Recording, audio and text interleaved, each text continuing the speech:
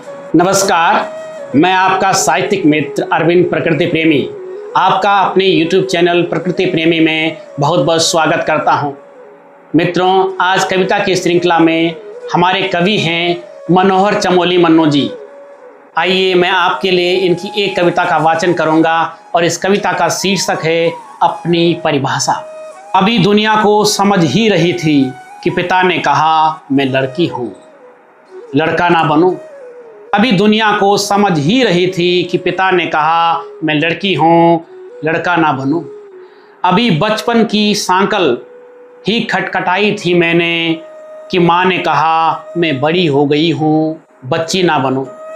अभी बचपन की सांकल ही खटखटाई थी मैंने कि माँ ने कहा मैं बड़ी हो गई हूँ, बच्ची ना बनूं। पढ़ने लिखने हंसने का मन किया ही था, पढ़ने लिखने हंसने का मन किया ही था कि दादी ने कहा मैं पराए घर की हूँ, आजाद पंछी ना बनूं।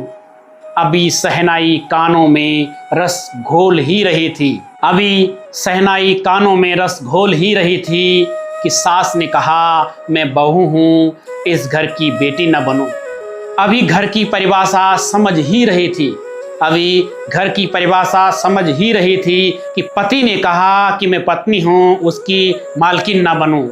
आंगन में किलकारियों ने कदम रखे ही थे, आंगन में किलकारियों ने कदम रखे ही थे कि मेरे बेटे ने कहा मैं माँ हूँ, कि मेरे बेटे ने कहा कि मैं माँ हूँ, उसकी पिता न बनूं। मैं सोच रही हूँ कि मैं क्या बनूं, मैं सोच रही हूँ कि मैं क्या बनूं। किससे पूछूं मैं हूँ क्या, किससे पूछूं मैं हूँ क्या। तो मित्रों, आज कविता की श्रृंखला में थी हमारी कविता अपनी परिभाषा, जिसके कवि मनोहर चमोली मन्नू जी।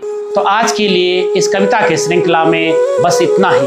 मिलते हैं किसी नई श्रृंखला के साथ, तब तक के लिए नमस्कार।